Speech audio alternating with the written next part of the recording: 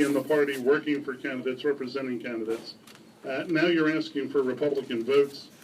How does sort of you outline your commitment to the Republican Party, for lack of a better term? Well, we're back to that double-edged sword. I'm here representing the people of the district. And I bring together the skill set, as you've heard me say before, of being in private enterprise and supporting private enterprise, of being for the Constitution and everything that that represents, of being for smaller government, of being for reasonable health care, of being for common sense legislation. That's what I represent. That's what I bring to the table as far as my experiences. Being in the private sector has allowed me to make my own decisions, face my own decisions, good or bad, on the corporate side. When I ran as a VP of a managed care company, I had to represent 600,000 lives in this area in 5 states. I had to make critical decisions. These are skill sets that we need in Washington.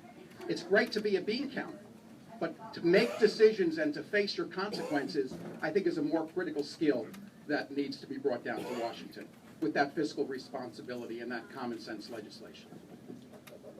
We've had a couple of questions from folks for Brian about the involvement of your brother in your making the decision to run for this seat. What were those conversations like? How do you distinguish yourself from your brother?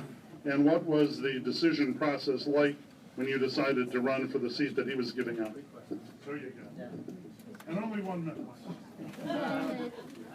So, my brother, who I love dearly, is my biggest supporter right now.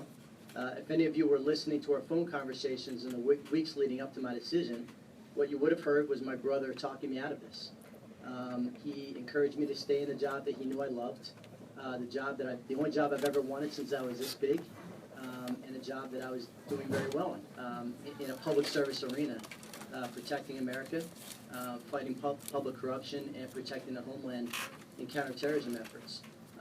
He was looking after my own personal best interest because he cares about me. But I do think, and I do know that he's proud that I showed the courage to make the decision. So that answers a question with Mike. The second question was, what was my decision process like? What was his consultations with you and that sort of thing? Well, that's what it was. I mean, he loves the job. It's an unbelievable honor to be one of 435 people affecting the direction of America, and that can change every 2 years. How do you distinguish yourself from? He's my brother, so I've gotten that question before. I think everyone's going to wait and see. I can tell you where I stand on anything, and I'll let everybody else decide whether that's like Mike or dislike him. It's a hard question to answer, but we are brothers, so I'd say we're more alike than not alike. Well, you've answered most of them. Okay, thank you. Will you be using his campaign signs, I guess, is one. That's one that occurred to me, all right. And for Andy Warren. Andy, you, of course, were an elected county official, 4 terms as a county commissioner as a Republican, but you've run for this seat before as a Democrat. Why the flip-flopping? Why go back and forth between the parties? And are you as committed a Republican now as you were when you ran as county commissioner, and why did you leave the party at one time? I'm more committed now than I was. Some would say I should be committed. I handled a situation badly 13 years ago. Harry Fawkes and I had a disagreement about endorsements and having opportunity to screen, and my Irish Welsh heritage got the better of me. I handled it poorly and went registered to the Democrat. And the reason, I'll tell you why I ran for Congress. I didn't go Democrat looking to run for anything. The thought did occur to me that I'd run for minority commissioner. That's what I thought maybe I could do, because I knew I would be majority as I were a Democrat.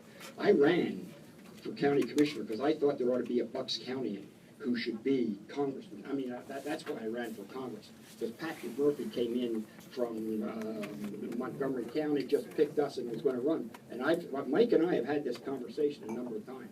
That's why I ran, because I believe the Bucks County ought to be the congressman There's 12,000 more Democrats than there are Republicans in this county. There's 76,000 independents. In order for us to maintain this seat, which we must do, Nancy Pelosi, Madam Speaker, we can't have that. This must be a Republican seat. We got to win over half of those people. I have been told by Democrats. We gotta cut you off, but hold the microphone, because we're gonna ask you about Planned Parenthood. And defunding Planned Parenthood, would you vote to defund Planned Parenthood? Yes, the very Democrats who told me, Andy, you get through the primary, you're gonna have help coming that you never expected where it came from. That's true, that's what they told me, that's the answer to the last one. See how we worked into that? Those very same Democrats asked me about Planned Parenthood. I would defund Planned Parenthood years ago in Ed Howard, Jim Greenwood, Pete Feaster days. I supported Planned Parenthood because as a teacher, we had a low-income area in William Tenet, and there weren't many clinics for the girls to go to. Planned Parenthood, I thought, made that good point. And in those days, a Republican could be heard and had his or her views.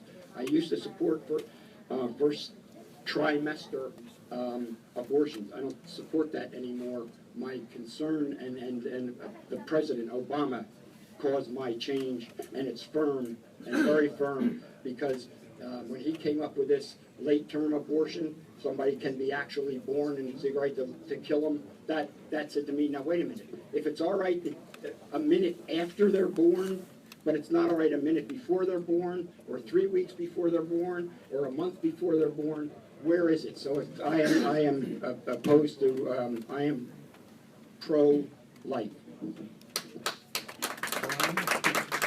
Yes, I would vote and will vote to defund Planned Parenthood. Absolutely. If what we've all seen on television wasn't enough, the reasons that other people aren't even considering, Planned Parenthood spends quite a bit of money on politics. I've gotten mailers myself at my home, and I know they use this argument, well, that's the money we get from the taxpayers is really going over here or not here. Well, money is fungible. That's a ridiculous argument. It's an argument they make. It's an argument I don't agree with. They should not get federal taxpayer funding. It is clear that they should be cut off at the knees, in a humane way, of course.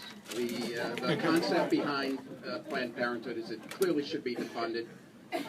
It is really an abomination that tax dollars, our money, going against our beliefs, is being spent on these public services. There are a number of clinics in Bucks County that provide women's services. So the argument that, oh, you Republicans are just anti-women is garbage, to put it plainly and nicely. There are plenty of services available to women. There are plenty of services, pro-life services available to women as well, that don't need to go to this extreme. So I think that any federal dollars, 1 penny of federal dollars towards Planned Parenthood would continue to be an abomination. I would absolutely vote to defund it. We'll start with Brian for this one, and it is, what is the balance between the rights of people that want to live their lives in terms of being same-sex couples and business owners, be they caterers, be they florists or whatever, being mandated to provide services at a ceremony that they may have a personal disagreement with? It's a tough balance to draw, recognizing the rights of same-sex couples and recognizing the rights of religious liberties. And it's a challenge we've seen across the country. I think that it's very important that religious liberties be protected. It's one of the things that's been under assault in this country. We've seen it in a number of venues, in particular with some of the Catholic hospitals being forced to perform abortions. I think that's just completely ridiculous. The administration has ignored that, and it's something that hopefully with a Republican president that will change.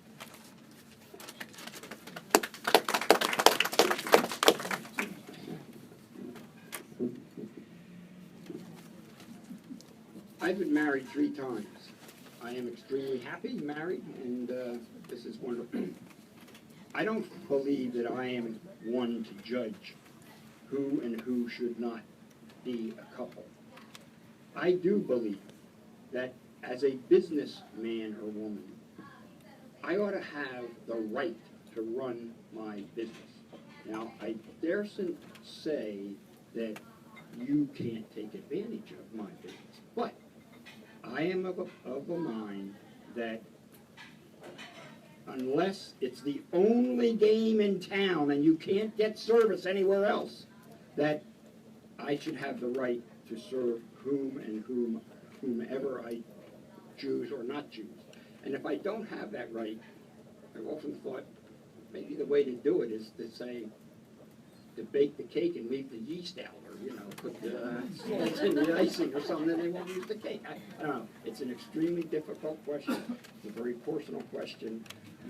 I believe people have the right to offer their services to the clients that they wish to serve. Well, as I said, my oath in going